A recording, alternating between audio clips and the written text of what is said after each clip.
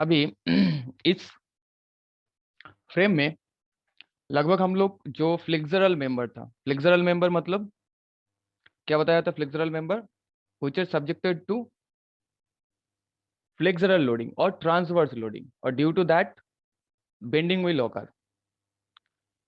Now तो हम लोगों ने क्या क्या डिजाइन किया था? हम लोगों ने स्लैब को डिजाइन किया था, इसके नीचे जो बीम था उसे भी डिजाइन किया था, फिर फुटिंग को भी डिजाइन किया था। नाउ ये जो लोड ट्रांसफर हो रहा है from beam to next storey, किसके माध्यम से हो रहा है? भाया कॉलम, राइट? सो कॉलम आने से पहले हम लोग जान लेते हैं कि कंप्रेशन मेंबर किसको बोलेंगे। तो कंप्रेशन मेंबर्स किसको बोलेंगे? बताओ पहले एक बार। कंप्रेशन मेंबर किसको बोलेंगे? एनीवन बताओ बताओ। The member which are subjected to which take which are subjected to compressive force. compressive force। और Compressive compressive force के बारे में हम लोग क्या जानते हैं? which is compressive force? compressive force किसको बोलेंगे?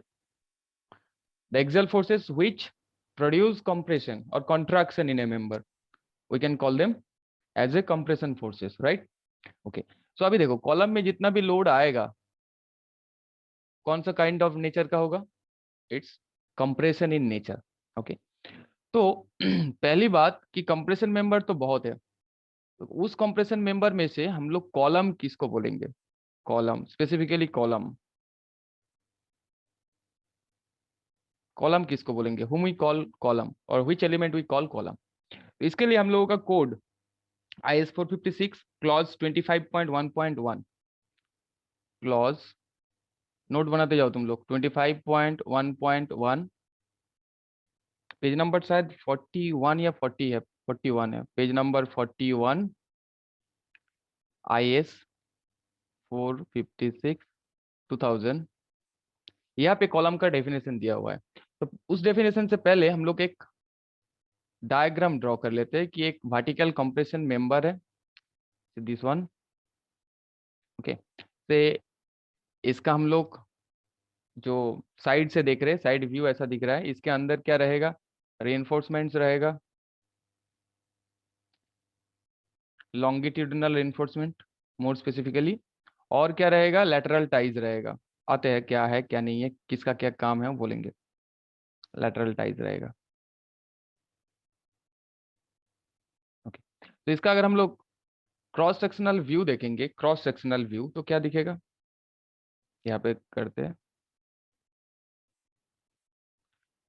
ए से एक ही कलर से ड्रॉ करने की कोशिश करते हैं, एक सेकेंड।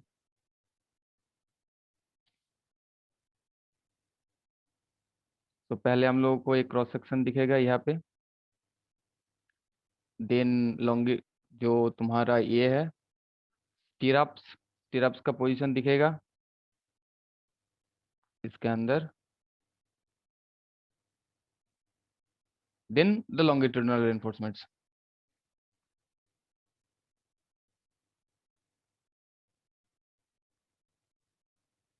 ओके, सो से it's a compression member. Okay, तो इसका क्या क्या पेरीमीटर्स मिलेगा? पैरामीटर्स, पैरामीटर्स नहीं, पैरामीटर्स क्या क्या मिलेगा वो देख लेते हैं पहले। तो पहले इसका एक लेंथ मिलेगा अलोंग द लॉन्गिट्यूडिनल एक्सिस, जो इसका डायमेंशन होगा उसे हम लोग लेंथ बोलेंगे। कोई भी मेंबर का अलोंग द लॉन्गिट्यूडिनल एक्सिस जो डायमेंशन होता है उसे हम लोग लेंथ बोलते हैं, अलोंग अ डायमेंशन जो भी बोलोगे। तो this one is its length.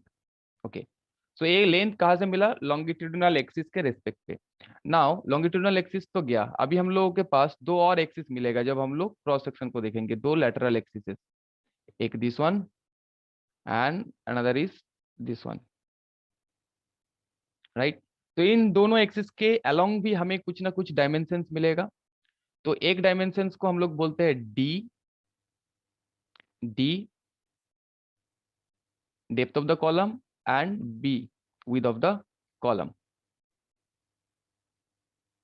B, और width of the compression member से पहले हम लोग को अभी कॉलम पता नहीं है क्या है, B width of the compression member. So यहाँ पे जो बिगर डायमेंशन होता है उसे हम लोग डेप्थ के टर्म में डिनोट करते हैं। और ऑन द अदर हैंड अगर हम लोग बोलना चाहेंगे कि से फॉर एग्जांपल यहाँ पे तुम्हारा this one is your X X axis, this one is your Y Y axis. So देखो, से यहाँ पे d is greater than b, that means इसका मतलब क्या है, इसका मतलब है ये जो तुम्हारा एक्सेस एक्सिस है, this one is your major axis, major axis, major axis X X. तो इस मेजर एक्सिस के कॉरस्पॉन्डिंग, और मोर स्पेसिफिकली अगर बोलेंगे तो मेजर एक्सिस के कॉरस्पॉन्डिंग जो हमें डायमेंशन मिलेगा उसे हम लोग डेप्थ के टर्म में बोलेंगे, ठीक है। और यहाँ पे देखो वाई वाई एक्सिस क्या हो जाएगा, माइनर एक्सिस। और ये मैं मेजर और माइनर एक्सिस किस बेसिस पे मतलब डिफाइन कर रहा हूँ, बताओ किस बेसिस पे डिफाइन कर रहा हूँ। सर लेंथ के बेसिस पे। ना ना लेंथ के बेसिस पे। ना लेंथ तो सेम है सबके लिए, लेंथ मतलब डायमेंशन, ये लेंथ सेम है, इसका ये डायमेंशन अलग अलग है। मैं डिफाइन कर रहा हूँ major axis minor axis, cross section का लेंथ। क्रॉस सेक्शन का लेंथ, सर ठीक है, कॉलम के डायमेंशन। अबाउट बकलिंग के हिसाब से, मतलब कौन सा एक्सिस वीकर है, वीकर है मतलब किस एक्सिस के अबाउट आसानी से बकल करेगा, आसानी से बेंड होगा। यहाँ पे बकलिंग क्या है और बेंडिंग में डिफरेंस बताऊंगा। तो बकल के रेस्पेक्ट में अभी देखो वही स्केल वाला, तो स्केल तुम लोगों का स्केल का एग्जांपल दिया था, अगर तुम लोग एक स्केल लोगे, ऐसा पतला वाला स्केल है ना, this one is your scale A, हम लोग इस देख रहे हैं, और इसका अगर डायमेंशन देखेंगे मतलब क्रॉस सेक्शनल व्यू देखेंगे तो ऐसा दिखेगा। ये राइटिंग पे प्रॉब्लम कर रहा है, रुको एक सेकंड। ऐसा दिखेगा, से इसका हो गया ये डेप्थ, ये हो गया इसका बी। तो अभी इसका भी दो एक्सिस मिलेगा, एक तुम्हारा along this and along this, say for example X X and Y Y. तो यहाँ पे हम लोग मेजर एक्सिस किसको बोलेंगे, एक्स एक्स को, राइट।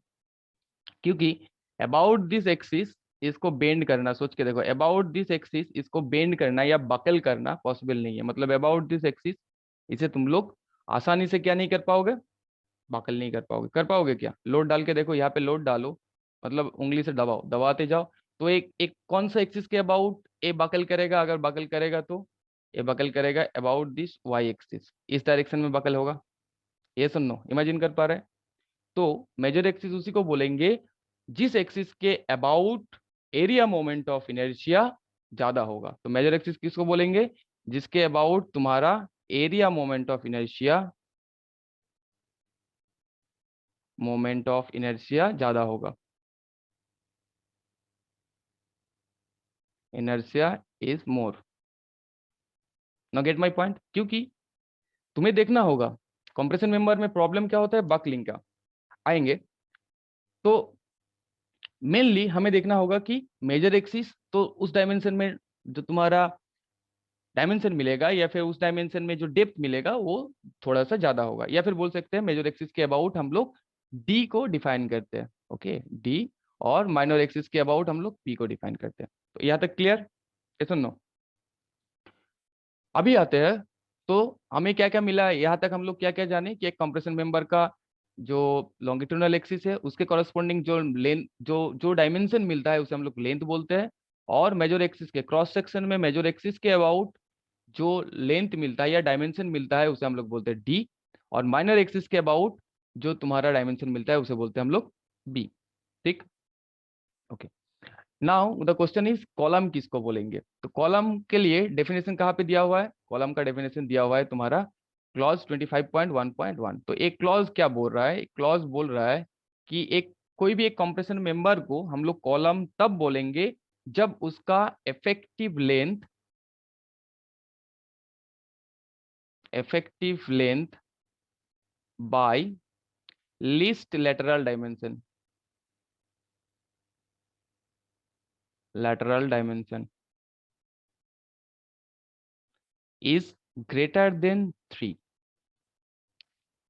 तो उस कंप्रेशन मेंबर को हम लोग बोलेंगे column. Now least lateral dimension. Now lateral dimension यहाँ पे कौन कौन सा मिला, तो this one is your longitudinal axis, length के वाइज जो एक्सिस मिलेगा, this one is your longitudinal axis, ये तुम्हारा हो गया longitudinal axis, right. Longitudinal axis, और लॉन्गिट्यूडनल एक्सिस के परपेंडिकुलर डायरेक्शन में देखो एक्स एक्स और वाई वाई जो मैंने लिया है, these are the lateral axes. तो लेटरल डायमेंशन मतलब कौन सा है, मेरा बी और डी। तो effective length by least lateral dimension जिसका 3 से ज्यादा होगा उसे हम लोग कॉलम बोलेंगे। उसी टाइप ऑफ कंप्रेशन मेंबर को क्या बोल सकते हैं? Column is a compression member whose effective length exceeds 3 time the least lateral dimension. एक कोड में बोला हुआ है, उसका ही मतलब है कि effective length by least lateral dimension is greater than 3। Okay, समझ में आया कॉलम किसको बोलेंगे? और लिस्ट लेटरल डायमेंशन अभी हम लोग को देखना होगा बी और डी कौन सा लिस्ट होगा। अगर तुम्हारा स्क्वायर हुआ तो दोनों डायमेंशन सेम होगा, अगर रेक्टेंगल हुआ तो देखो माइनर एक्सिस के अबाउट कौन सा तुम्हारा डायमेंशन दिया हुआ है, बी कितना है, बस उसे हम लोग बोलेंगे कॉलम। ना कॉलम को डिफाइन इसलिए किया क्योंकि कंप्रेशन मेंबर बहुत सारा है। और एक मैं कंप्रेशन मेंबर का नाम बोलता हूँ तो तुम लोगों को समझ में आएगा, पेडेस्टल। पेडेस्टल तुम लोगों ने देखा हुआ होगा।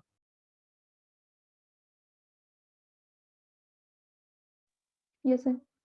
कहाँ पे देखा है बताओ? तो स्टैचू वगैरह जहाँ पे मतलब वो। पेडेस्टल बहुत जगह पे देखा हुआ होगा। रेलवे स्टेशन में जो तुम्हारा कॉलम है उसके नीचे जो रहता है पेडिस्टल, कहीं पे तुम्हारा पोल खड़ा करना है उसके यस नीचे सर। जो रहता है वो है पेडिस्टल। तो पेडिस्टल किसको बोलेंगे? पेडिस्टल कंपैरेटिवली छोटा सा कंप्रेशन मेंबर होता है। तो इसके लिए भी अगर हम लोग क्रॉस सेक्शन ड्रॉ करेंगे तो इसका भी वही 2 एक्सिस के अबाउट 2 तुम्हारा लेटरल डायमेंशन मिलेगा। This one is D, this one is B and this one is length. अभी लेंथ पे आते हैं, अलग अलग लेंथ मिलेगा, लेंथ। तो पेडिस्टल किसको बोलेंगे? As per hour code IS 456 pedestal बोलेंगे कि जिसका pedestal is a compression member whose effective length does not exceed 3 times least lateral dimension. So pedestal हम लोग किसको बोलेंगे कि हुज हुज क्या बोलेंगे? Whose effective length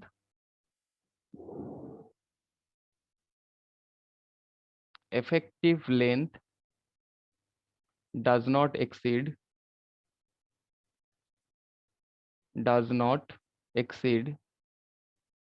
3 times the least lateral dimension.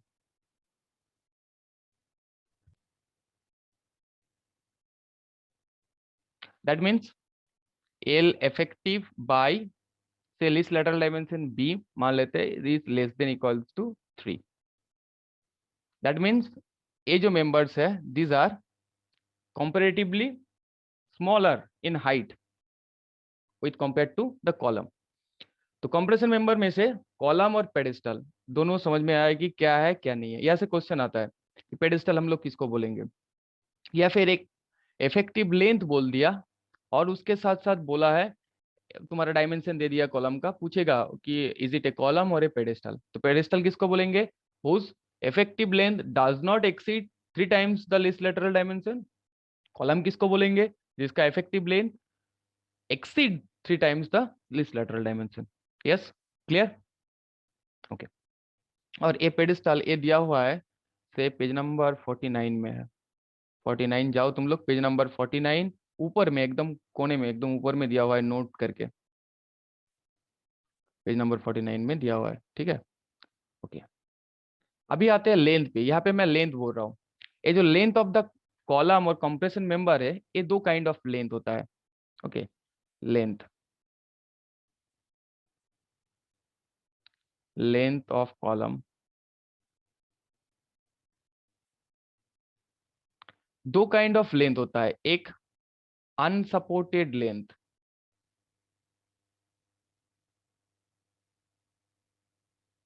Unsupported length. दूसरा है तुम्हारा इफेक्टिव लेंथ।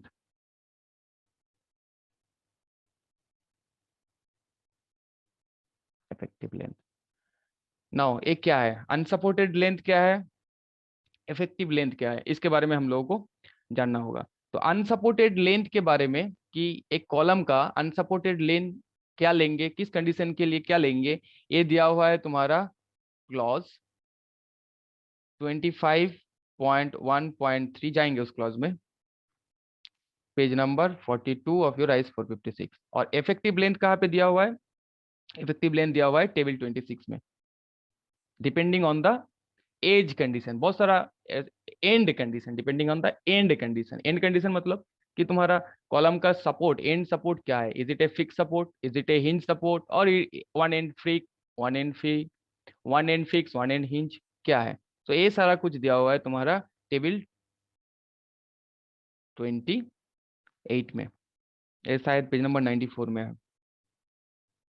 ओके, तो अभी एक एक करके बोलते हैं। अनसपोर्टेड लेंथ, अनसपोर्टेड लेंथ किसको बोलेंगे, मतलब support to support length.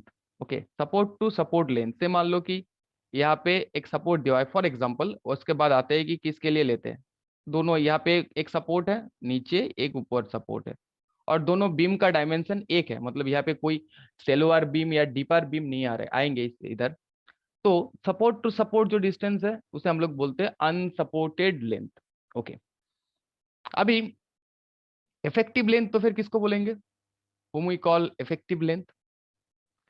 Effective length उसे बोलेंगे कि एक कॉलम है, से मान लो कि ये फिक्स्ड है,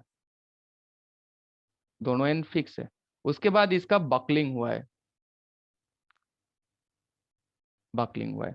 तो इफेक्टिव लेंथ ऑफ कॉलम हम लोग उसे बोलेंगे जो लेंथ तुम्हारा बकलिंग एक्शन में पार्ट ले रहा है, जितना सा लेंथ तुम्हारा बकलिंग एक्शन में पार्ट ले रहा है। ठीक है, तो इफेक्टिव लेंथ का एक, अनसपोर्टेड लेंथ में आते हैं उसके पहले इफेक्टिव लेंथ का एक डेफिनेशन लिख के रखो। पूछता है इफेक्टिव लेंथ ऑफ कॉलम हम लोग किसको बोलेंगे, तो the effective length of column is defined as the length of column which take part in the buckling under the action of compression load. So the effective length लिख लो,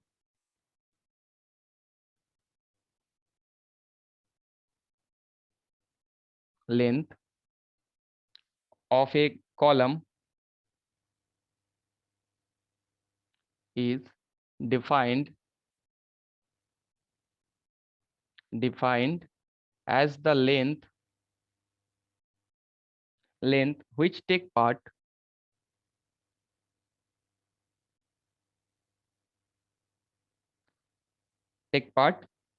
in the buckling,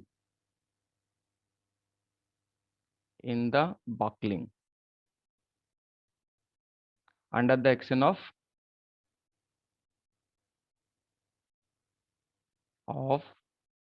compression load. और हम लोग effective length का और एक definition बोल सकते हैं कि जो पॉइंट ऑफ कॉन्ट्राफ्लेक्चर होगा, मतलब पॉइंट ऑफ जीरो मोमेंट होगा, उसके बिटवीन जो लेंथ मिलेगा, मतलब इसको अगर और एक डेफिनेशन के फॉर्म में लिखना चाहेंगे तो हम लोग ऐसे लिख सकते हैं कि this is the length between, this is the length between the point of contraflexure, the length between the point of contraflexure of a buckled column, buckled column मतलब आफ्टर बकलिंग जो कॉलम का जो प्रोफाइल होगा उसमें जो तुम्हारा point of zero moment मिलेगा उसको ही बोलेंगे हम लोग इफेक्टिव लेंथ। जैसे कि अगर फिक्स्ड हुआ, दोनों एंड फिक्स्ड है, तो एज पर ऑयलर रूल ये जो तुम्हारा इफेक्टिव लेंथ कितना होता है बताओ तो तुम लोग, 0.5 L। L/2। Yes, that means 0.5 L, मतलब आधा ही हिस्सा Yes, तुम्हारा sir। बकलिंग में पार्टिसिपेट कर रहा है। या फिर ये भी बोल सकते हो कि बकल होने के बाद, दोनों फिक्स्ड एंड है तो उसके बकल होने के बाद जो हमें दो पॉइंट ऑफ कॉन्ट्राफ्लेक्चर मिलेगा उसके बिटवीन डिस्टेंस, तो इसे बोलेंगे इफेक्टिव लेंथ। तो ये जो सारा effective length based on the support condition table number 28 में दिया हुआ है। तो ये था ऑयलर के कॉरस्पॉन्डिंग, बट ऑयलर का जो फॉर्मूला था वो बेस्ड ऑन इलास्टिक थ्योरी था, मतलब तुम्हारा मटेरियल को होमोजीनियस और इलास्टिक होना होगा, क्रॉस सेक्शन हमेशा यूनिफॉर्म होगा, बट यहाँ पे तो होता नहीं है, तो इसलिए कोड इस वैल्यू को थोड़ा ज्यादा लेता है। तो इस केस के लिए कोड एज पर टेबल 28 जो वैल्यू लिया जाता है वो है 0.65 L। आएंगे उस टेबल पे भी। थोड़ा सा ज्यादा क्यों लिया जाता है, क्योंकि ऑयलर का जो एजम्पशन था वो एजम्पशन आरसीसी के लिए पूरा वैलिड नहीं है, दैट्स व्हाई थोड़ा ज्यादा लिया जाता है। टेबल में आएंगे। ओके, तो unsupported length, effective length. Okay, length of the column, अभी लेंथ ऑफ द कॉलम बचा हुआ है। अभी ना दो लेंथ मिल सकता है एक कॉलम का, ये आते हैं उसमें, अनसपोर्टेड लेंथ को अभी खत्म करते हैं। दो लेंथ मिल सकता है हमें एक कॉलम के लिए। सेम मान लो कि ये कॉलम है, इसका अगर हम लोग क्रॉस सेक्शन देखेंगे यहाँ पे,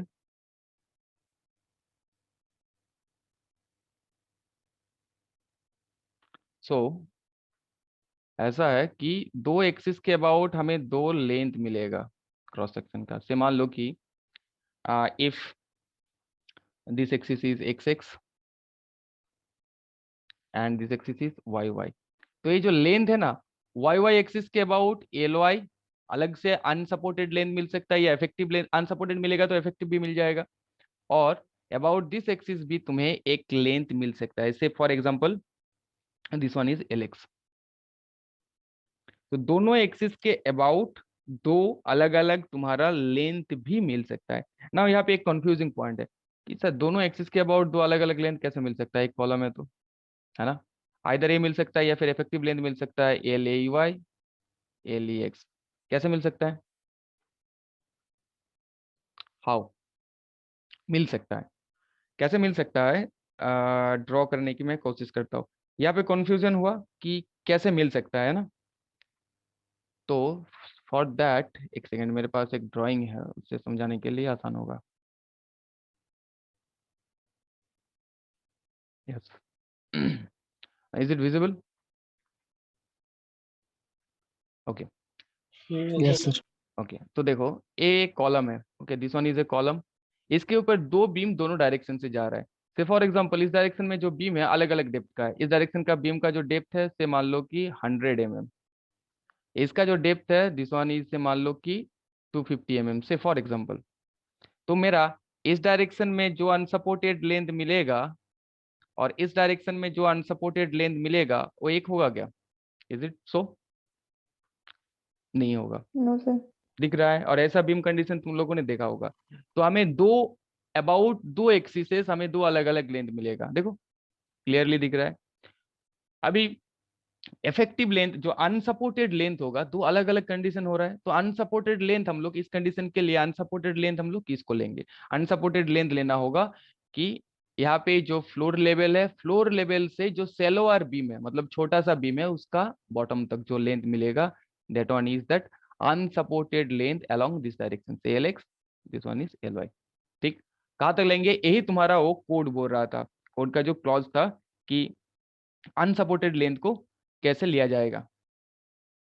ओके, अभी कोड में चलते थोड़ा कि अनसपोर्टेड लेंथ को ही पहले क्लियर कर लेते। तो ये चीज क्लियर हुआ कि एक कंप्रेशन मेंबर का दो लेंथ मिल सकता है।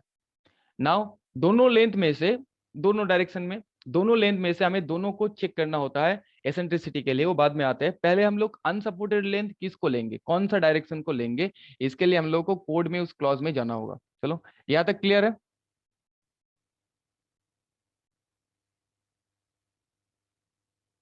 ओके, तो पेज नंबर 42 में है।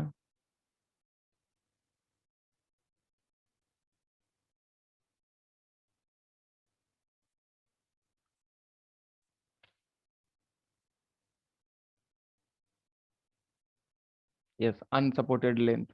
Is it visible? Unsupported length 25.1.3। तो इसको देखो, बी फ्लैट स्लैब, अभी तुम लोग नहीं पढ़ रहे हो तो फ्लैट स्लैब को छोड़ दे देते हैं, हम लोग सिर्फ बीम और कॉलम को देखते हैं नॉर्मल केसेस के लिए। फ्लैट स्लैब के लिए, फ्लैट स्लैब क्या है? जिसमें तुम्हारा वो जो वॉल बीम है वो बीम नहीं रहेगा, डायरेक्टली तुम्हारा स्लैब कॉलम के ऊपर सपोर्टेड रहेगा।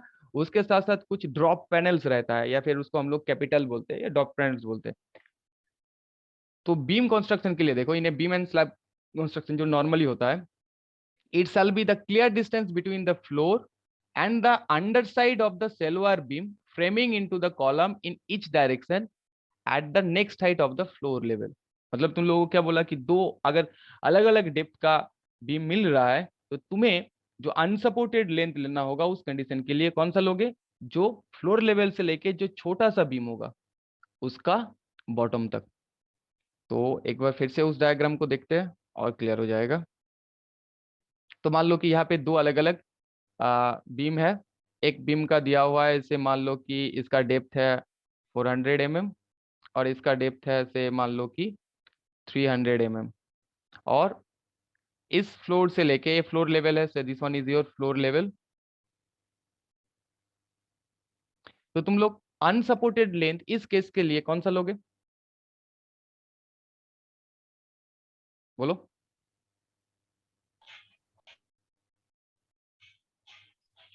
सर बीम 1 का बॉटम तक लेना। से फॉर एग्जांपल मैं और भी बोल रहा हूँ कि ये जो स्लैब है, फ्लोट टू फ्लोर हाइट मैं बता रहा हूँ, ठीक है। फ्लोट टू फ्लोर हाइट से मान लो, फ्लोट टू फ्लोर हाइट मान लो 3 मीटर।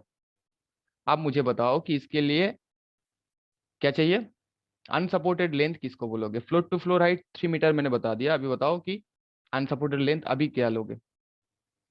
फिर सर मैं बीम 2 का डेप्थ कितना लिखे हैं? बीम टू का सर 27 है सर, 400 और बीम वन का डेप्थ 2.7 मीटर। ओके एलेक्स लेंगे मतलब उसको। 2.7 मीटर। सर बीम 2 के लिए हो जाएगा 2.7 मीटर। ओके 2.7 मीटर, ठीक है। अभी ए मिला, क्या है, that one is your unsupported length L. अभी मैंने बताया कि both end are the fixed, इस कॉलम के लिए both end are the fixed. अभी मुझे इफेक्टिव लेंथ चाहिए, तो कितना होगा इफेक्टिव लेंथ फिक्स एंड के लिए as per, 0.65 L। Yes 0.65 L. तो एल, ए जो एल है that is the unsupported length. Now unsupported length, effective length ढूंढने के लिए मुझे अनसपोर्टेड लेंथ चाहिए, तो अनसपोर्टेड लेंथ ढूंढने के लिए दो लेंथ मिलेगा, उनमें से कौन किसको लेंगे, इसको लेंगे। क्लियर हुआ? Okay. चलो अभी चलते हैं वहां पे। जो स्मॉल होगा उसको लेंगे ना सर? जो ज्यादा होगा, सर अनसपोर्टेड लेंथ उसी को लेंगे, जो कम होगा उसको लेंगे ना। जो जो ज्यादा, बीम का थिकनेस कम होगा वो। मतलब जो बीम का थिकनेस कम हो रहा है, मतलब क्या, लेंथ मुझे ज्यादा मिल रहा है, लेंथ जिसमें ज्यादा होगा, दैट मीन्स मैक्सिमम ऑफ तुम्हारा एल एक्स और L Y, maximum unsupported length. देखो अगर तुमने यहाँ से ए जो छोटा सा डिस्टेंस है, ए कितना होगा 2.6 मीटर से एक कम है, 1.1 मीटर का कमी है, छोटा सा है। बट अगर ह्यूज डिफरेंस हुआ तो क्या होगा, ये जो पार्ट यहाँ पे मैंने छोड़ के रखा है, अनसपोर्टेड हिस्सा नहीं लिया है, मे बी वहां पे क्रैक हो सकता है। तो unsupported length should be maximum of, और कोड भी बोल रहा है कि तुम्हारा फ्लोर के बॉटम से लेके जो सेलोवार बीम है, सेलोवार बीम मतलब छोटा सा बीम, सैलो डीप इसको बोलेंगे, डीप जिसका डेप्थ ज्यादा है। सैलो कौन सा है, ये सैलोवार बीम है, सैलोवार बीम के बॉटम तक। मतलब क्या हो रहा है, ये जो लेंथ तुम्हें मिल रहा है इस डायरेक्शन में, मान लो कि तुम्हें मिल रहा है एल एक्स, इस डायरेक्शन में मिल रहा है एल वाई, तो इन दोनों में से जो मैक्सिमम होगा that will be the effective length, a sorry unsupported length. Clear Lakshman? Yes sir.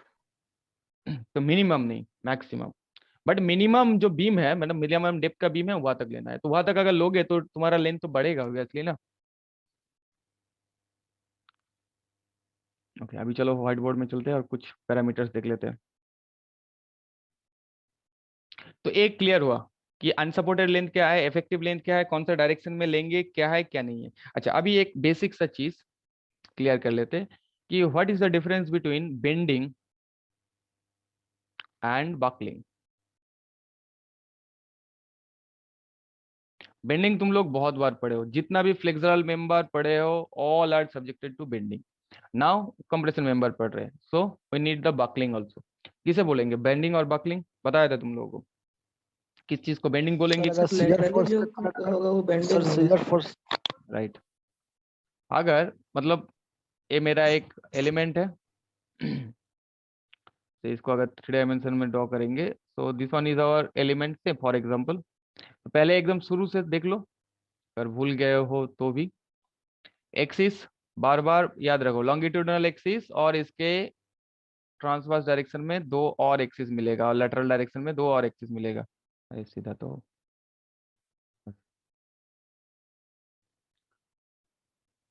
तो ये longitudinal axis, this one are the lateral axes।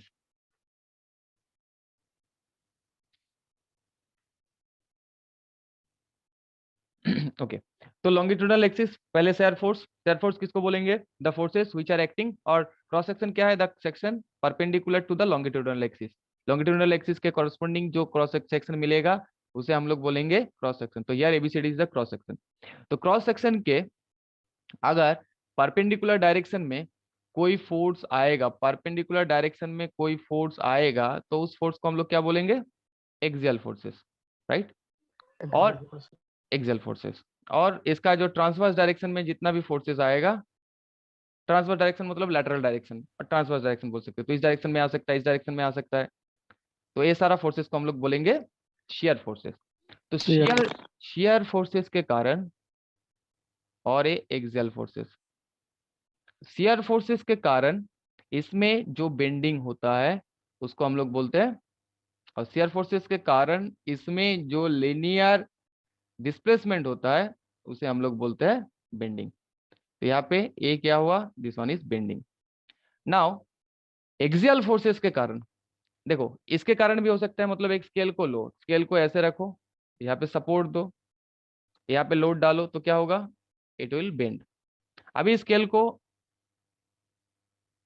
ऐसे रख के 2 उंगली से दोनों तरफ से दबाओ, तो क्या होगा, ये भी बेचारा बेंड करेगा कुछ देर बाद, P P. This bending occurs due to the shear forces. shear force, This bending occurs due to the axial compression. axial force. Axial compression forces. Axial tension forces के लिए कोई बेंडिंग नहीं होता है, so axial compression forces.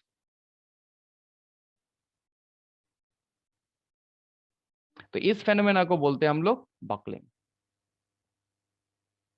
और इस phenomena को बोलते हैं हम लोग बेंडिंग। और कॉलम में क्या हो रहा है, the member are subjected to axial compression force. Yes, so buckling में होकर, इसीलिए तो लेंथ बकलिंग एक क्लियर हुआ। नाउ और भी बहुत कुछ है, तो अभी आते हैं टाइप ऑफ कॉलम पे, थोड़ा बहुत कॉलम के बारे में जान लेते हैं क्या है क्या नहीं। अच्छा, इफेक्टिव लेंथ जब देख ही लिया तो इफेक्टिव लेंथ को भी एक बार हम लोग देख लेते हैं कि इफेक्टिव लेंथ कहाँ पे क्या होगा। अनसपोर्टेड लेंथ समझ चुके हो, नाउ चलो इफेक्टिव लेंथ को थोड़ा सा देख लेते हैं। मतलब टेबल नंबर, कौन सा टेबल बताया अभी अभी, 28।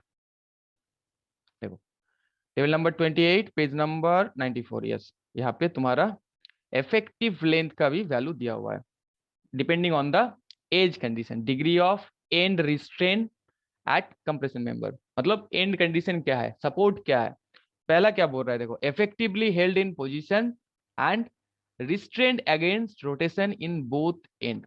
तो जब हम लोग केआई पढ़ रहे थे, काइनेमेटिक एंड डिटरमिनेंसी, तो इंडिपेंडेंट डिस्प्लेसमेंट कोऑर्डिनेट्स एक जगह पे कितना मिल सकता है, आइदर इसका लिनियर डिस्प्लेसमेंट हो सकता है, फॉर एग्जांपल कैंटिलीवर बीम, यहाँ पे मैंने लोड डाला, तो इसका ए क्या हुआ, से ए ऐसे करके नीचे की तरफ बेंड किया, तो यहाँ पे क्या देख रहे हैं हम लोग, एक लिनियर डिस्प्लेसमेंट हो रहा है, इसको बोलते हैं हम लोग, क्या बोलते हैं इसे, डिफ्लेक्शन।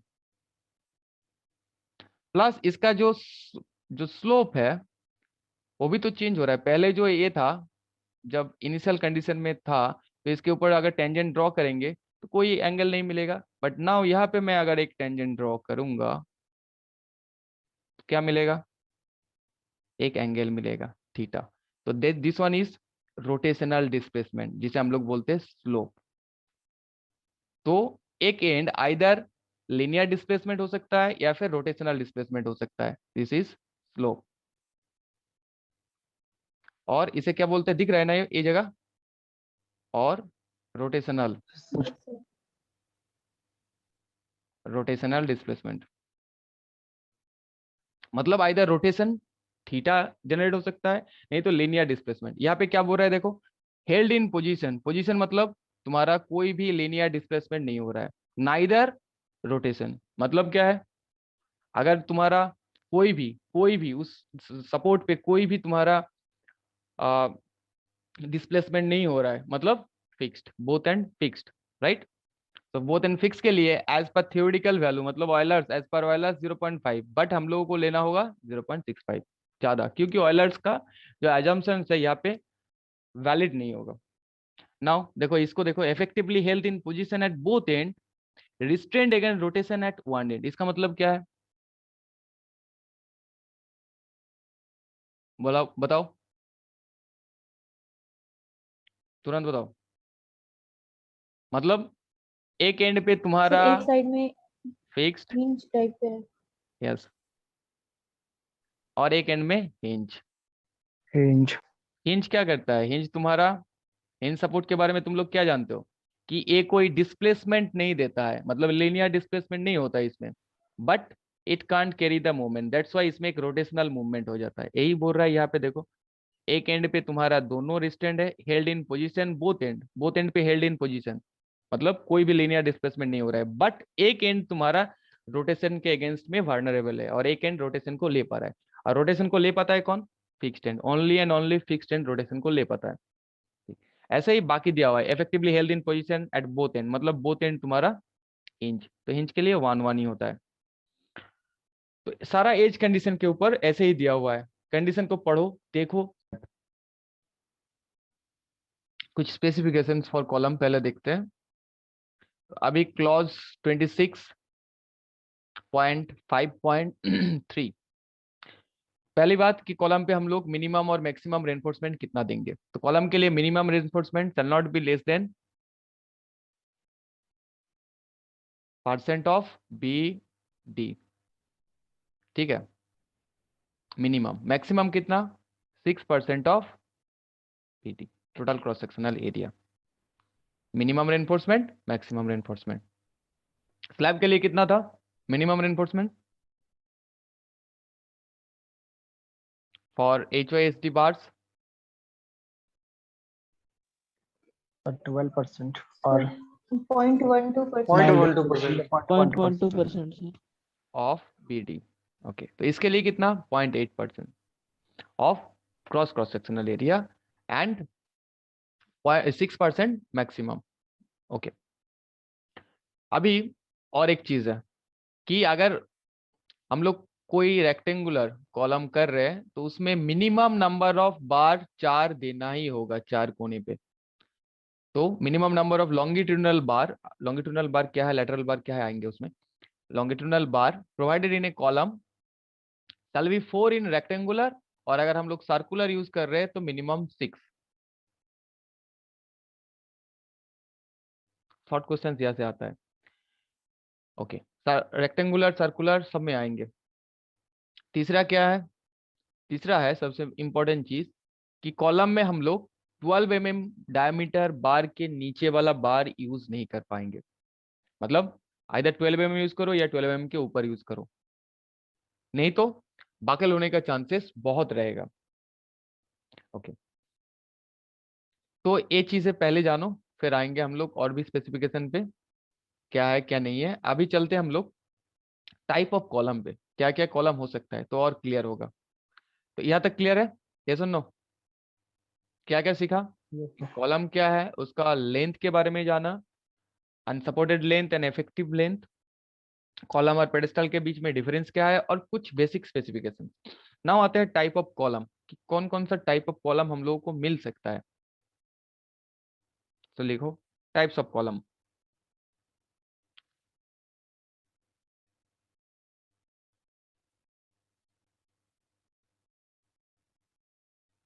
सो टाइप हम लोग बेस्ड ऑन डिफरेंट क्राइटेरिया इसको कैटेगराइज कर सकते हैं, डिफरेंट क्राइटेरिया के अनुसार इसे हम लोग कैटेगराइज कर सकते हैं। जैसे कि से मान लो कि पहले हम लोग शेप के वाइज करेंगे, shape of the cross section, based on shape of cross section से, यहाँ पे लिखो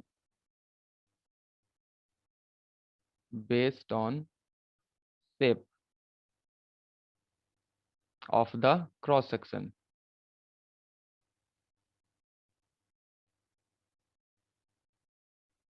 सो shape of the cross section के हिसाब से हम लोग क्या क्या बोल सकते हैं? स्क्वायर बोल सकते हैं।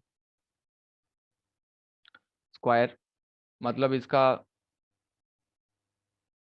क्रॉस सेक्शन का डायमेंशन, 2 डायमेंशन अलग अलग होगा, D और B। और क्या बोल सकते हैं? सर दोनों सेम होगा ना? सेम होगा सर स्क्वायर। रेक्टेंगल हो गया ना सर? यस यस, हम्म। स्क्वायर के लिए दोनों सेम होगा और रेक्टेंगल के लिए अलग अलग होगा। रेक्टेंगुलर के लिए क्या होगा?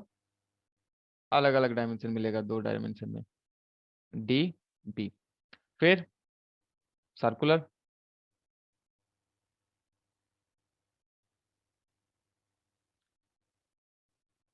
फिर हो सकता है तुम्हारा hexagonal, pentagonal, octagonal, T shape, L shape, उतना नहीं चाहिए हम लोगों को, डिपेंडिंग ऑन द साइज। अच्छा, ये पूछ सकते हो कि सर ये जो बेस्ड ऑन शेप ये हम लोग डिसाइड कैसे करेंगे। तो पहला फैक्टर है कि तुम्हारा किस जगह पे कॉलम को चाहिए, दूसरा मतलब स्पेस रिक्वायरमेंट पहला, दूसरा है तुम्हारा area moment of inertia requirement, तीसरा एस्थेटिक रिक्वायरमेंट्स। इसी हिसाब से किया जाता है। Generally square, rectangular, circular column RCC के लिए मेनली मिलता है। ओके, ए उतना, ए जो कैटेगराइजेशन है उतना इंपॉर्टेंट नहीं है। अभी जो आएगा इंपॉर्टेंट वो है टाइप ऑफ लोडिंग के हिसाब से, बहुत इंपॉर्टेंट है। बी जो कैटेगराइजेशन बोलेंगे, दिस वन इज, अच्छा इसको पूरा कर लो फिर क्या क्या है। सर्कुलर हो सकता है, डी तुम्हारा हेक्सागोनल हो सकता है, पेंटागोनल हो सकता है। पेंटागोनल पहले लिख लो। पेंटागोनल मतलब, पेंटागोनल का मतलब क्या है? So 5 sides. इसका फाइव 5 एज साइड। है। Yes. फिर हेक्सागोनल का मतलब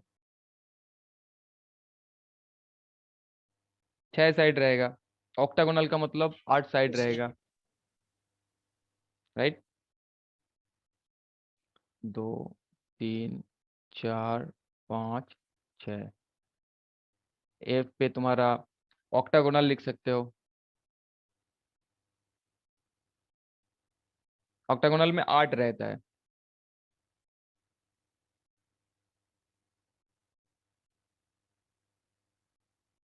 ऐसा 1 2 3 4 5 6 7 8 ऑक्टागोनल। टी और एल सेप का भी कॉलम हो सकता है, इरेगुलरिटी को मतलब टॉर्सनल इरेगुलरिटी को मेंटेन करने के लिए। वो भी लिख के रखो, टी और एल सेप का column. T and L shape. T shape ऐसे करके कॉलम उठेगा, पूरा का पूरा कॉलम। एल शेप में ऐसे करके कॉलम उठेगा, पूरा कॉलम है ये। मतलब ए ऐसे करके ऊपर की तरफ उठेगा, वो बेस है, बेस। इसमें बहुत सारा इरेगुलरिटीज आते हैं, ये उतना नहीं चाहिए। हम लोग देखेंगे स्क्वायर, रेक्टेंगुलर और सर्कुलर भी तुम लोगों को सिखा देंगे। मेनली हम लोगों को आरसीसी बिल्डिंग में ही लगता है। पेंटागोनल, हेक्सागोनल, ऑक्टागोनल बेसिकली हम लोगों को आरसीसी में नहीं चाहिए होता है। नाउ जो कैटेगराइजेशन आएगा टाइप ऑफ लोडिंग के हिसाब से, this one is important. Based on type of loading, based on type of loading, type of loading acting, किस टाइप का लोड आ रहा है उसके ऊपर, किस टाइप का लोड आ रहा है। सो इस कैटेगरी में पहले आता है axially loaded column.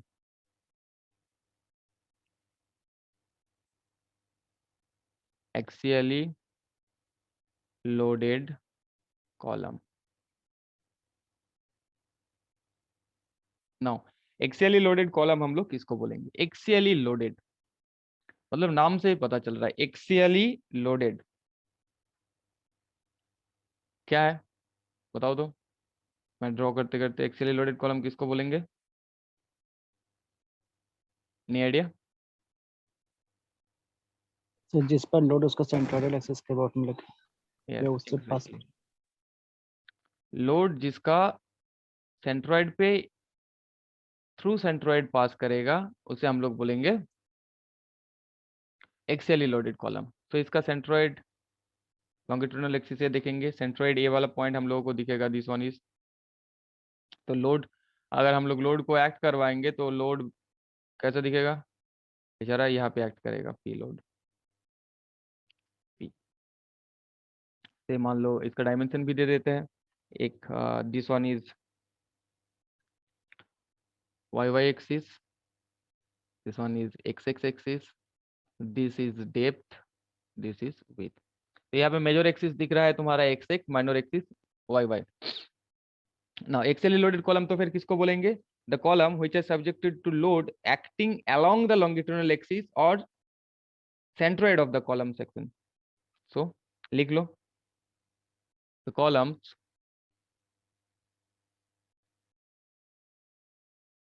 Which are और इन व्हिच आर सब्जेक्टेड, जो भी लिखना चाहते हो, which are subjected subjected to the subjected to loading acting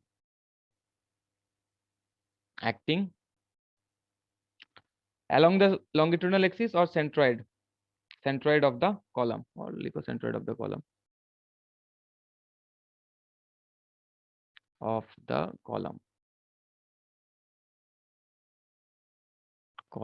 are called axially loaded column.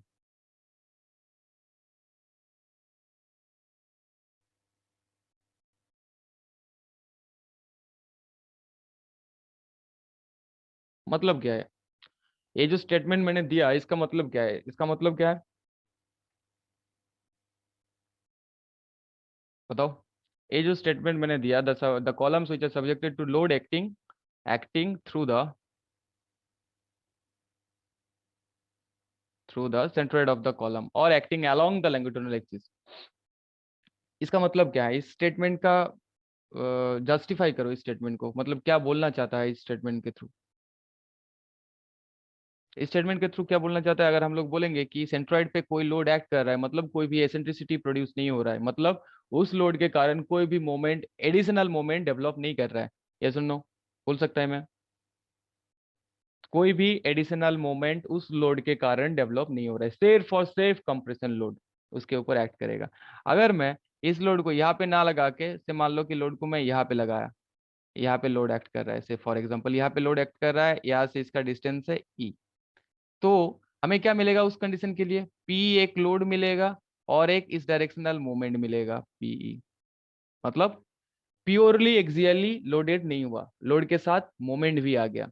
तो एक्सियली लोडेड किसको बोलेंगे हम लोग?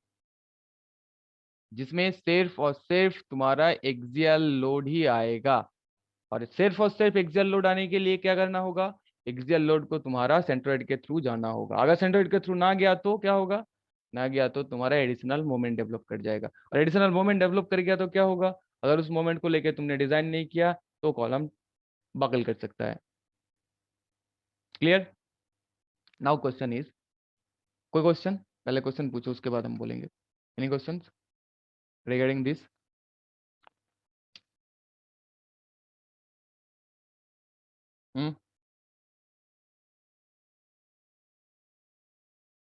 No sir. No sir. अरे पहला क्वेश्चन आना चाहिए सर, ये इतना बड़ा आरसीसी बीम को हम लोग सेंट्रोइड पे कैसे रखेंगे, है ना? तो सिविल इंजीनियरिंग में 0 0 करके कुछ नहीं चीज होता है। तुमको अगर बोला एक्चुअली लोडेड, मतलब उस बीम को उसी सेंटर के ऊपर उसी जगह पे रखना होगा। आरसीसी के केस में होता नहीं है। होता है क्या कि तुमको वहीं पे प्रोजेक्ट करो? पॉसिबल है नहीं। तो पॉसिबल है नहीं तो क्या करेंगे? अभी क्वेश्चन आएगा, अगर पॉसिबल है नहीं, पॉसिबल है क्या सोच के देखो तो। बीम को ही मान लो कि 2 डायरेक्शन में 2 बीम आ रहा है, उसे एकदम पूरा सेंटर पे प्रोजेक्ट करना है, हो नहीं पाएगा। तो क्या होगा? तो फिर क्या करेंगे? तो कोड बोल रहा है कि हम लोग जो एक्सियली लोडेड कॉलम है उसमें 5% एसेंट्रिसिटी को हम लोग कंसिडर कर सकते हैं। ठीक, मतलब इसका जो ई मिनिमम होगा, minimum eccentricity up to 5% of lateral dimension,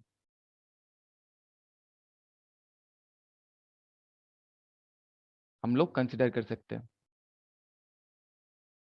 as per code. मतलब तुम्हारा ई मिनिमम होना चाहिए, should not be greater than 0.05 of, जो मेरा बड़ा सा डायमेंशन है उसी को लेते हैं D. Minimum eccentricity should not exceed 5% of the lateral dimension. Lateral dimension, least lateral dimension नहीं बोल रहा है, lateral dimension. Now the question is, ये तुम्हारा शायद ये दिया हुआ है पेज नंबर 71 में है, क्लॉज 39.1 पहले ही। ये जो मैंने ये दिया स्टेटमेंट दिया, ये दिया हुआ है से क्लॉज 39.1 पेज नंबर 71 आएंगे। उसमें क्या बोल रहा है कि 5% लैटरल डायमेंशन तक इसका एसेंट्रिसिटी को हम लोग नेग्लेक्ट कर सकते हैं। ओके, नाउ हमें जानना होगा ये जो मिनिमम एसेंट्रिसिटी मैं बोल रहा हूँ कॉलम के लिए, वो मिनिमम एसेंट्रिसिटी है क्या।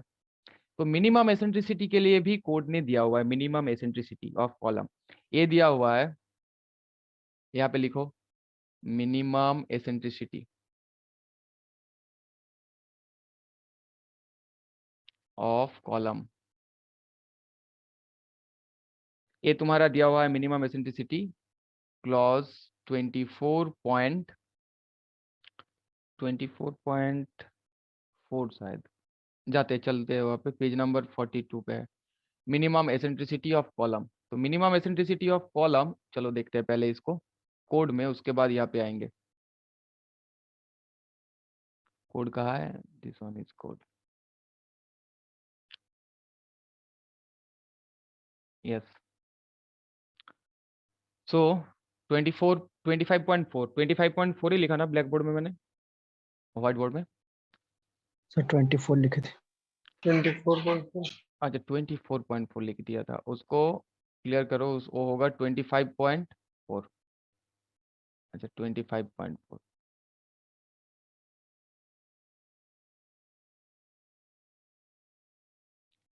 अभी पढ़ो क्या बोल रहा है यहाँ पे स्टेटमेंट 25.4 में। All columns minimum eccentricity, all columns shall be designed for minimum eccentricity equal to the unsupported length of the column by 500 plus lateral dimension by 30 subjected to a minimum of 20 mm. Okay, so where biaxial bending, अच्छा biaxial में बाद में आते हैं, पहले यही वाला इतना सा स्टेटमेंट हम लोगों का काम का स्टेटमेंट है। All the columns shall be designed for minimum eccentricity equal to the unsupported length of the column by 500 plus lateral dimension by 30 subjected to minimum of 20 mm। इसका मतलब क्या है, क्या बोल रहा है इसका मतलब, एनीवन बताओ। That means E minimum should be equals to maximum of क्या है, unsupported length by 500। So unsupported length तो दोनों डायरेक्शन में हो सकता है, तो पहले मैं अनसपोर्टेड लेंथ ही लिखता हूं, unsupported length bye 500 plus lateral dimension, lateral dimension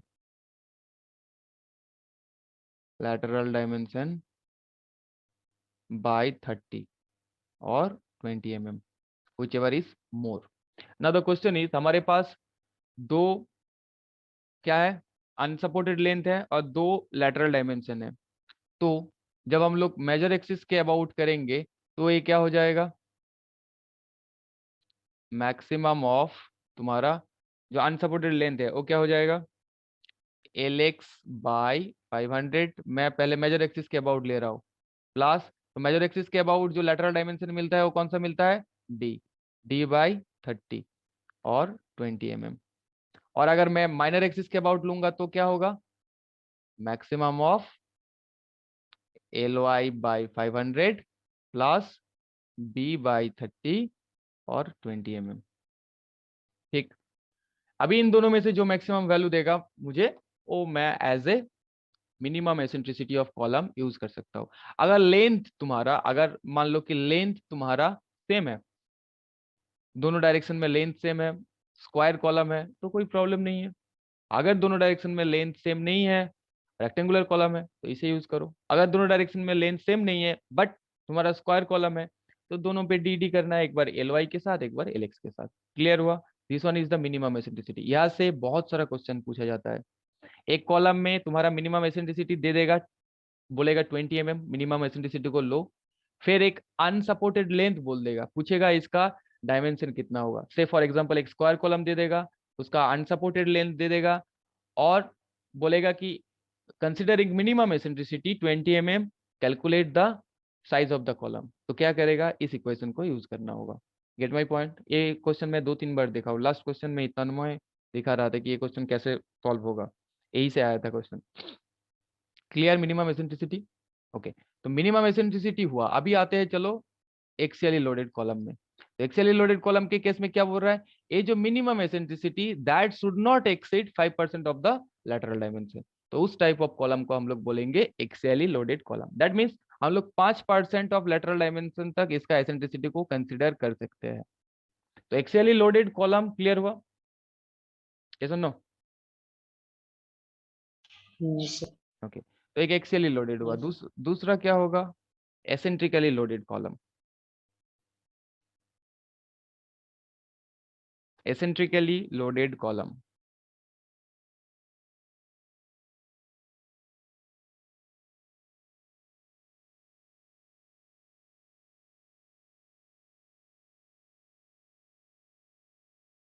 तो एसेंट्रिकली लोडेड कॉलम किसको बोलेंगे हम लोग,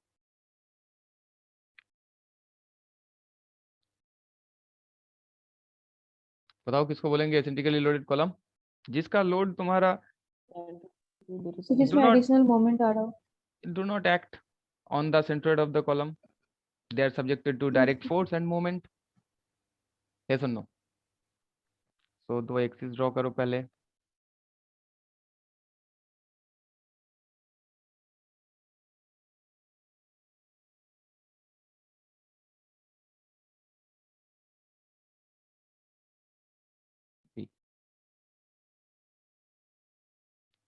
तो एसेंट्रिकली लोडेड कॉलम हम लोग किस कॉलम को बोल सकते हैं कि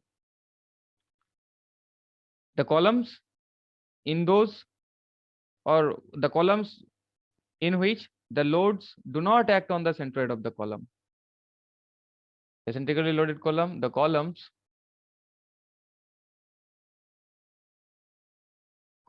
in which the load does not act through the centroid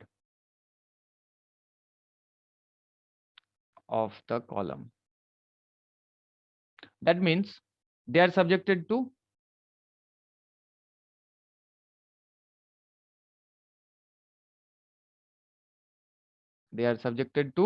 axial force, axial compression force,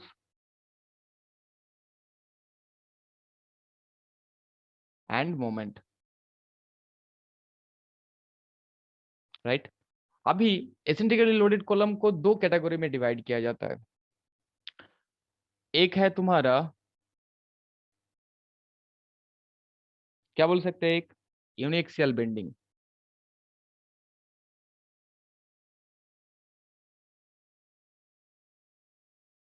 uniaxial bending, और दूसरा है बाइएक्सियल बेंडिंग। तो पहले यूनिएक्सियल बेंडिंग को समझते हैं। तो यूनिएक्सियल बेंडिंग मतलब तुम्हारा एक ही डायरेक्शन में मूवमेंट आएगा, एक ही डायरेक्शन में मूवमेंट आएगा। तो फॉर एग्जांपल अगर मैं यहाँ पे लोड को एक्ट करवा रहा हूँ P and this is the distance E, तो इस केस में क्या होगा, एक यहाँ पे P आएगा प्लस एक mx आएगा, एक्स डायरेक्शन में मूवमेंट आएगा, राइट? यहाँ पे तुम्हारा लोड आएगा और एक मूवमेंट आएगा, ठीक? सो P प्लस mx। और अगर मान लो कि ये जो लोड मैंने यहाँ पे लगाया, ये लोड मैं इस डायरेक्शन में लगा देता हूँ, यहाँ पे लोड एक्ट कर रहा है, तो क्या मिलेगा, एक load plus Y directional moment. So A either A हो सकता है और ए हो सकता है, मतलब यूनिएक्सियल बेंडिंग मतलब axial load, axial compression load plus one directional moment,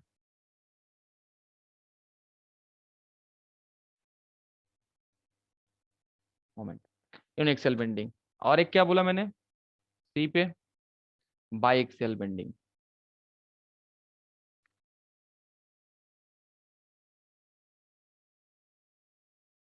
बाइएक्सियल bending से फॉर एग्जांपल लोड मेरा यहाँ पे एक्ट कर रहा है, दिस जोन पे लोड एक्ट कर रहा है, ठीक है? तो इस डायरेक्शन में मुझे एक एसेंट्रिसिटी मिलेगा, इस डायरेक्शन में मुझे एक एसेंट्रिसिटी मिलेगा।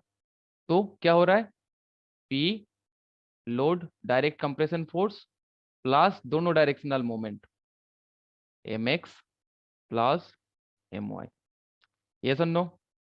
यहाँ पे मैं अगर लोड को दिया दूंगा तो मुझे एक्स डायरेक्शन में भी वाई डायरेक्शन में भी एक एसेंट्रिसिटी मिलेगा और एक्स डायरेक्शन में भी एक एसेंट्रिसिटी मिलेगा।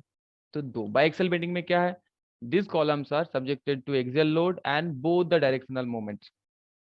तो हम लोग axially loaded column, uniaxial bending और इनएक्सियली लोडेड कॉलम और इनएक्सियल बेंडिंग कॉलम और बाइएक्सियल बेंडिंग कॉलम तीनों को ही डिजाइन करना सीखेंगे।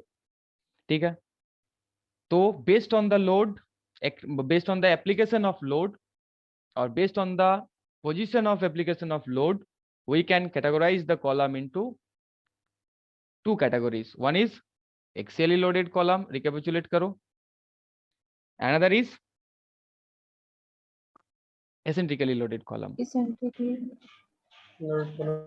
Eccentrically loaded column मतलब इसका जो minimum eccentricity है that exceed your 0.05 d, 5% of lateral dimension से ज्यादा होगा obviously, तभी हम लोग एसेंट्रिकली लोडेड कॉलम बोलेंगे। तो यहाँ तक क्लियर हुआ?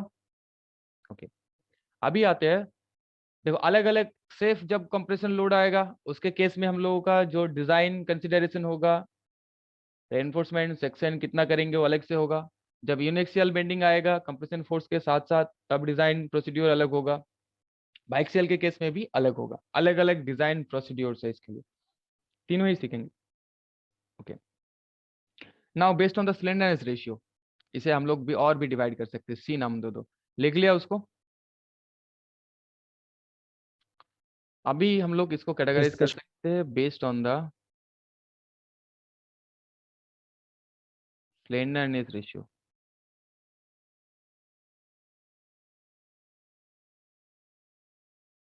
Okay, what do you mean by से स्लेंडरनेस रेशियो? बताओ, what do you mean by से स्लेंडरनेस रेशियो?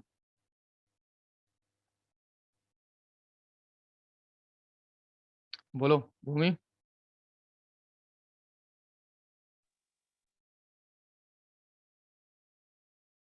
स्लेंडरनेस रेशियो किसे बोलेंगे? सिर्फ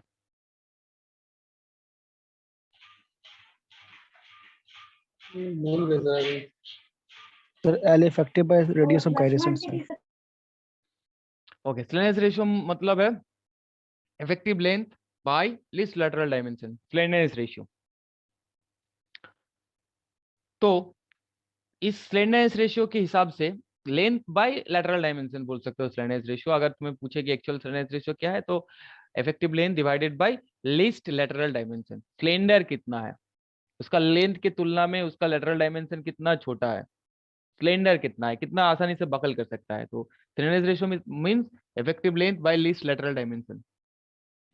तो स्लेंडरनेस रेशियो के हिसाब से तो इफेक्टिव लेंथ मान लो कि दोनों डायरेक्शन में दो अलग अलग इफेक्टिव लेंथ है, L E X, L E Y, this one is D, this one is P.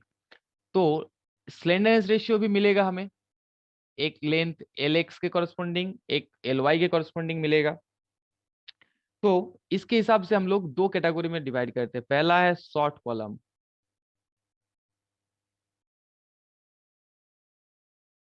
Short column, इसका भी डेफिनेशन तुम्हारा क्लॉज में है, clause 25.1.2 page number 42। Short column as per that clause, किस कॉलम को शॉर्ट कॉलम बोलेंगे? जब उसका both L E X by D and L E Y by B less than 12। L E X क्या है? That is the effective length along X direction, और with respect to the major axis, effective length with respect to the major axis। L E Y क्या है? That is the effective length along minor axis और with respect to minor axis। D क्या है? That is the depth with respect to the major axis। B क्या है? That is the width of the member or the dimension with respect to the minor axis। Short column किसको बोलेंगे? जिसका slenderness ratio 12 से कम होगा, और हमें अगर दो अलग अलग लेंथ मिलेगा दोनों को ही 12 से कम होना होगा। ठीक है, अच्छा दूसरा है तुम्हारा लॉन्ग कॉलम। लॉन्ग कॉलम के लिए उल्टा है, L E X by D and LEY by B should be greater than 12. मतलब क्या दिख रहे हैं कि शॉर्ट कॉलम में 12 से कम हो रहा है, मतलब क्या हो रहा है, लेंथ इसका कंपैरेटिवली कम, छोटा सा लेंथ शॉर्ट कॉलम में कंपैरेटिवली लॉन्ग कॉलम से। और लॉन्ग कॉलम से for example long column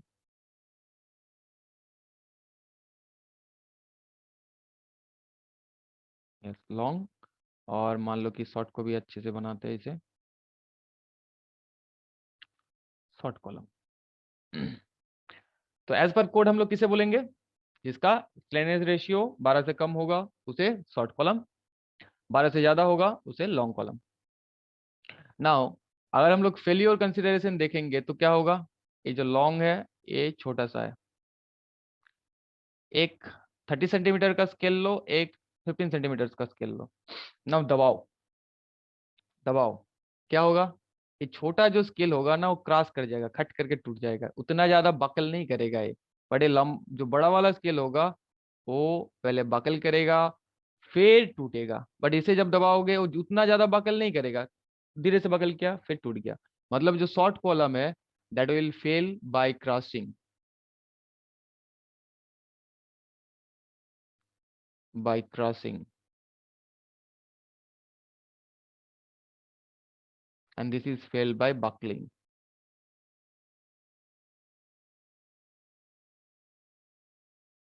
okay, तो शॉर्ट कॉलम लॉन्ग कॉलम हम लोग जो डिजाइन करेंगे वो eccentrically loaded short column as well as axially loaded short column. Long column generally design नहीं होता है, बट अगर टाइम मिले तो दिखा देंगे लॉन्ग कॉलम का डिजाइन कैसे होता है। तो हम लोग स्पेशली जो करेंगे, जो तुम लोग के सिलेबस में है, इवन बाकी सारा कॉम्पिटेटिव एग्जाम का सिलेबस में शॉर्ट कॉलम ही जनरली रहता है डिजाइन पर्पस के लिए, कि शॉर्ट कॉलम एक्सियली लोडेड या फिर एसेंट्रिकली लोडेड शॉर्ट कॉलम। ओके, और भी एक कैटेगराइजेशन है, यहाँ तक ठीक है? कोई क्वेश्चन एनीवन? फिर रिजॉइन करना है अभी? नाउ सी, हम लोग based on lateral enforcement,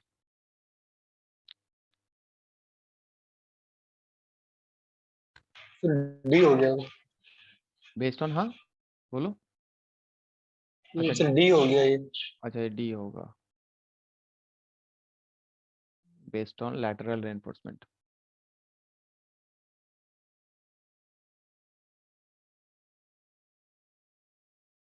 sir rejoin करना है फिर से? रीजन करोगे, पहले ये देख लो बेस्ड ऑन लैटरल एनफोर्समेंट। अच्छा, तो लैटरल एनफोर्समेंट क्या है पहले देखते हैं। लैटरल एनफोर्समेंट, सो एक कॉलम है, कॉलम में जो एक्सियली लोड आएगा, जो मेन लोड आ रहा है, इसको रेजिस्ट करने के लिए या मेनली बकलिंग को रेजिस्ट करने के लिए जो रेनफोर्समेंट दिया जाता है ए, और अलोंग द लॉन्गिट्यूडनल एक्सिस जो रेनफोर्समेंट प्रोवाइड किया जाता है, इसको बोलते हैं हम लोग, क्या बोलते हैं, longitudinal reinforcement.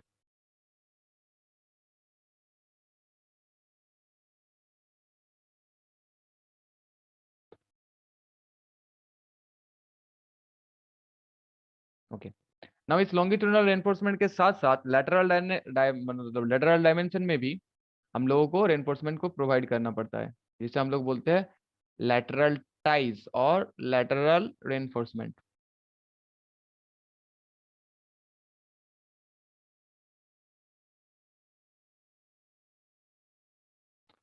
Okay, so cross section में अगर देखेंगे तो if this is a lateral, this is your column and longitudinal reinforcement कैसा दिखेगा, लॉन्गिट्यूडनल रेनफोर्समेंट। और ये जो लैटरल टाइज, ए नॉर्मली वही स्टीरअप जैसा दिखता है, बट यहाँ पे हम लोग लैटरल टाइज बोलते हैं। तो दो रेनफोर्समेंट, इसे हम लोग बोलते हैं लैटरल रेनफोर्समेंट और lateral ties. Lateral ties plus reinforcement.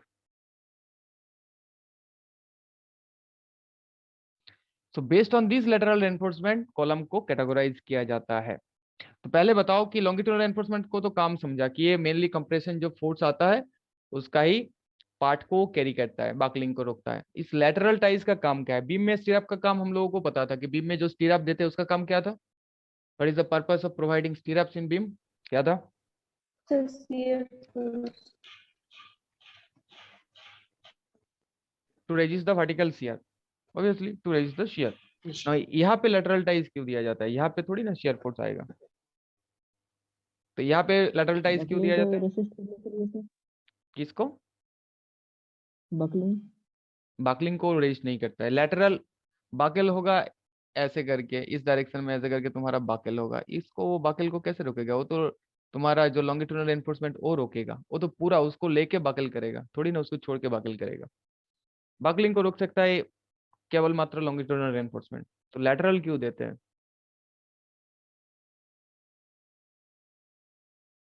मतलब तुम लोग समझ के देखो, एक स्केल है, 30 सेंटीमीटर का स्केल है, ठीक है।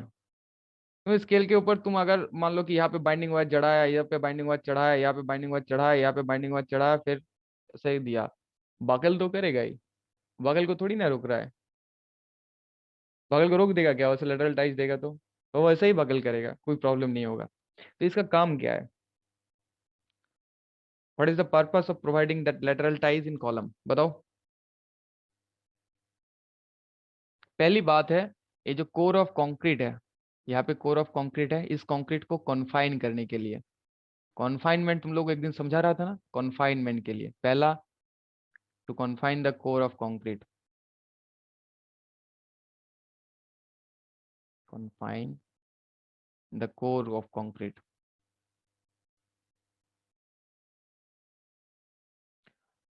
ओके, दूसरा क्या है? To hold the longitudinal bars in position, longitudinal reinforcements in position। तीसरा है तुम्हारा lateral load को, to resist the lateral load, lateral load, loads coming due to wind or earthquake। earthquake आएगा तो आइडर इस डायरेक्शन में आ सकता है, या इस डायरेक्शन में आ सकता है, या इस डायरेक्शन में आ सकता है, मतलब ऑब्वियसली वो लेटरल डायमेंशन में आएगा। तो लेटरल डायमेंशन में अगर ये धक्का दे रहा है तो इस लेटरल फोर्स को तब ये कैरी कर पाएगा। इसीलिए जब हम लोग डक्टाइल डिजाइन करते हैं तो 90 डिग्री बेंड ना करके कौन सा बेंड प्रोवाइड करते हैं लेटरल टाइज के लिए? 135 degree bend instead of 90 degree bend. क्योंकि दो कंडीशन मैं तुम लोगों को बता रहा हूँ। सोचो कि एक ऐसे है 90 डिग्री बेंड और एक 135 डिग्री बेंड। एक सेकंड रुको, मैं ड्रॉ कर लेता हूँ। एक है तुम्हारा बेंड को आइडेंटिफाई करने के लिए, एक बेंड है तुम्हारा 90 डिग्री बेंड ऐसे करके है, यहाँ पे तुम्हारा रेनफोर्समेंट है, और एक है 135 डिग्री बेंड। अब सोचो, जब ये लेटरल फोर्सेस आएगा, धक्का दे रहा हो, तो ओपन होने का चांसेस, जब धक्का दूंगा तो क्या करेगा? ये लेटरल टाइज तुम्हारा ओपन खोलने का कोशिश करेगा। तो आसानी से खुल सकता है कौन सा? 90 डिग्री। इसीलिए लेटरल फोर्स रेजिस्टेंस कैपेसिटी तुम्हारा 135 डिग्री बेंड में ज्यादा मिलता है। This one is 90 degree bend, this one is 135 degree bend. और ये लेटरल टाइज के लिए डक्टाइल डिजाइन कर रहे हैं, मतलब विथ रिस्पेक्ट टू और with considering the earthquake forces we will design that column। तो उस केसेस में ऑब्वियसली 135 डिग्री बेंड को कंसीडर करना होगा। तो इस लेटरल टाइज के ऊपर बेस करके भी तुम्हारा कॉलम को डिवाइड किया जाता है। एक है तुम्हारा column with longitudinal steel and lateral ties, दूसरा है तुम्हारा column with bars and helical ties. Helical ties मतलब स्पाइरल, तो सर्कुलर कॉलम में दिखा जाता है।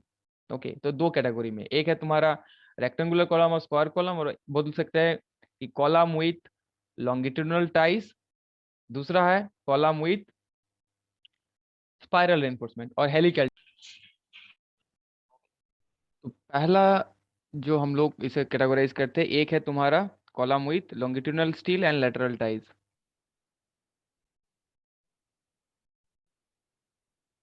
Column with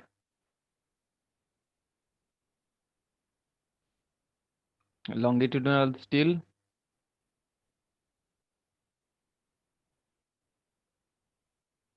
and lateral ties।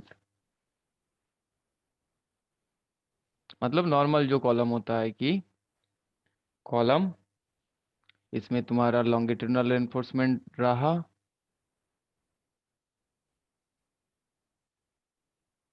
and lateral ties. Separate lateral ties.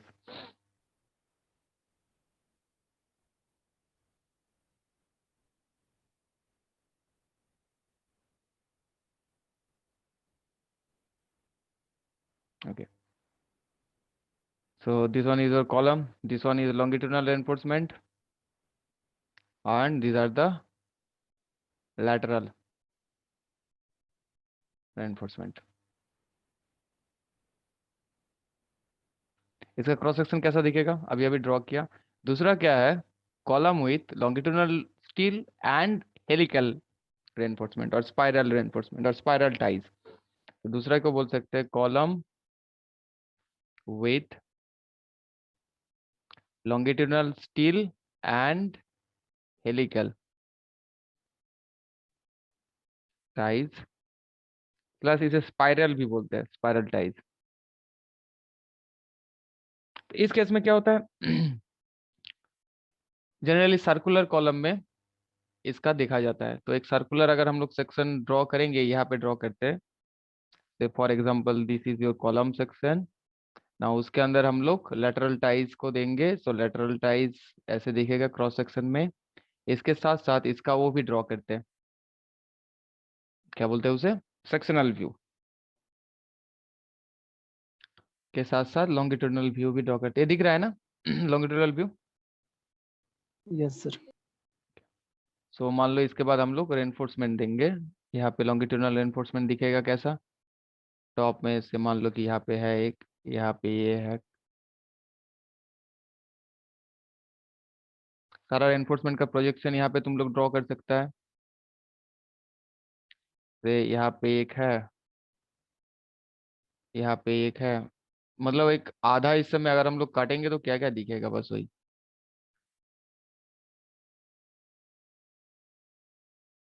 मतलब यहाँ पे दिखेगा और ए वाला दिखेगा यहाँ पे लॉन्गिट्यूडनल रेनफोर्समेंट. और स्पाइरल और हेलिकल मतलब क्या है, हेलिकल तुम लोगों को समझाया था, ये हेलिक्स फॉर्म में होगा.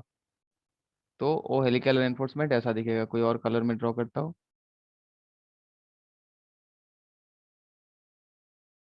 एक अगर डॉटेड लाइन दिया, फिर स्ट्रेट, फिर डॉटेड लाइन, समझ रहे हो ना, इसे इमेजिन कर पा रहे हो, हेलिक्स फॉर्म में है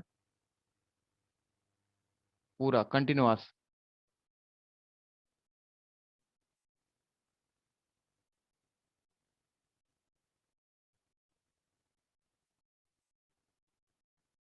राइट.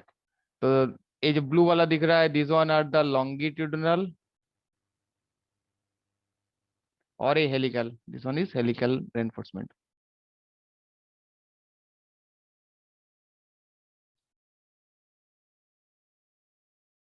ओके. अभी देखो दो, एक है तुम्हारा लैटरल टाइज नॉर्मल और एक है हेलिकल रेनफोर्समेंट के साथ. दोनों को देख के लग रहा है किसमें कॉन्फाइनमेंट कोर कंक्रीट को ज्यादा कॉन्फाइन कर सकता है, कौन सा कॉलम और कौन सा reinforcement. Confined core of concrete को हेलिकल वाला. इसीलिए कॉन्फाइनमेंट ज्यादा होता है, इसीलिए हेलिकल मतलब कॉलम विथ हेलिकल रेनफोर्समेंट, इसका एक्सियल लोड कैरिंग कैपेसिटी 5% ज्यादा होता है इस नॉर्मल टाइज वाला कॉलम से. समझ रहे हो, कोड में दिया हुआ है ये हेलिकल रेनफोर्समेंट. तो हम लोग दोनों ही सीखेंगे, एक है लेटरल टाइज वाला शॉर्ट कॉलम, वो एक्सियल, बाइक्सियल, यूनिक्सियल, और तुम्हारा ये सर्कुलर कॉलम, दोनों. ठीक है. तो ये था कॉलम का कुछ बेसिक चीजें. अच्छा, कवर कवर कवर बोलना भूल गया ना. कॉलम का कवर कितना होता है, cover of column 40 mm. 40 mm. All cases में 40 mm.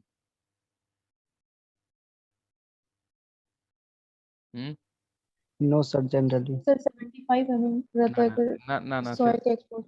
75 नहीं, 75 बस. और बस हम लोग उसके केस में देते हैं, क्या बोलते हैं, फुटिंग के केस में. यहाँ पे 75 200 बाई 200 कॉलम में अगर तुम 75 कवर ही दे दी तो क्या रहेगा, बचेगा क्या, कोर ऑफ कंक्रीट कहाँ बचेगा, बचेगा 40 mm. तो 40 mm ही है इसके लिए जो कवर है. तो cover of column, generally column के लिए कवर 40 mm से कम नहीं होना चाहिए, should not be less then 40 mm. और एक स्पेशल केस है, अगर तुम लोग मतलब छोटा सा कॉलम को यूज कर रहे हो। अच्छा, ये दिया हुआ है तुम्हारा पेज नंबर 46 में है। क्लॉज साइज 26.4 पॉइंट समथिंग था, क्लॉज 26.4.2.1। चलो उसमें चलते हैं। वहाँ पे और एक चीज है कि अगर छोटा कॉलम हुआ जहाँ पे तुम 12 का बार यूज कर रहे हो और डायमेंशन भी छोटा है, उस केस में अगर 40 दो दोगे तो कोर ऑफ कंक्रीट कहाँ बचेगा? इस क्लॉज में जाके एक बार देखते हैं।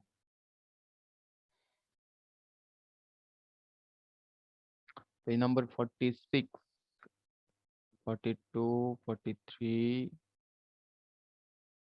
44। यस। कौन सा क्लॉज बोला था मैंने? 44.20 20 20 26.4.2.1 मतलब ठीक ही बोला था, ठीक है। तो however for a longitudinal enforcement bar in a column, nominal cover shall in any case not be less than 40 or less than the diameter of the bar. Diameter of the bar 40 generally दिया नहीं जाता है column में, तो उसको मत सोचो। In case the column of minimum dimension 200 मतलब तुम लोग ऐसा कॉलम यूज कर रहे हो 200 बाय 200 का, छोटा सा कॉलम से 200 और से 200 under those whose reinforcement does not exceed 12 मतलब 12 का ही बार यूज कर रहे हो इसमें, ठीक है। 12 का बार यूज कर रहे हो, कॉलम है, मैं यहीं पे दिखा दिया, ठीक है। अंदर की तरफ थोड़ा होना चाहिए था। तो उस केसेस में नॉमिनल कवर तुम लोग 25 को कंसिडर कर सकते हो। क्यों? क्योंकि 200 ओनली इसका ये है, क्या बोलते हैं, डायमेंशन है। अभी इसके साथ साथ मैं अगर कवर, इतना सा कवर दे दूंगा तो कोर ऑफ कंक्रीट क्या बचेगा? और कोर ऑफ कंक्रीट को एक्चुअल कंक्रीट जो कंप्रेशन लेता है वो कंसिडर किया जाता है। से यहाँ पे हटा दो, इसको सही से करते हैं। एक सेकंड। दिस अगर 200 बाई 200 का ले रहे हो और 12 का बार यूज कर रहे हो, से फॉर एग्जांपल 12 का ही बार तुम लोगों ने लिया, तो उस केस में क्या कर सकते हो? उस केस में बोल रहा है कि जो कवर है 25 तक कंसिडर कर सकते हो, 25 कंसिडर कर सकते हो। तो दो केस, जनरल में 40 से कम नहीं होना चाहिए। अगर तुम्हारा कोई कॉलम कर रहे हो जिसका मतलब 200 के आसपास है और उसके अंडर है, मतलब इसके नीचे भी हो सकता है, 200 और अंडर, 200 और उसके कम यूज कर रहे हो, से फॉर एग्जांपल 150 बाय 150 का यूज कर रहे हो, मतलब 200 और 200 से कम अगर यूज कर रहे हो और उसके साथ साथ 12 का बार यूज करो। जनरली 200 बाय 200 का कॉलम करोगे या 150 बाय 150 का कॉलम करोगे तो 12 का ही बार प्रोवाइड करना होगा, ज्यादा हम लोग नहीं दे सकते। उस केस में 25 ले सकते हैं। कवर दो कंडीशन, ठीक। ओके, तो ये था तुम्हारा कॉलम का बेसिक्स। आप यहाँ पे कोई कंफ्यूजन है तो बताओ, नहीं तो हम लोग एक्सियली लोडेड शॉर्ट कॉलम को शुरू करेंगे।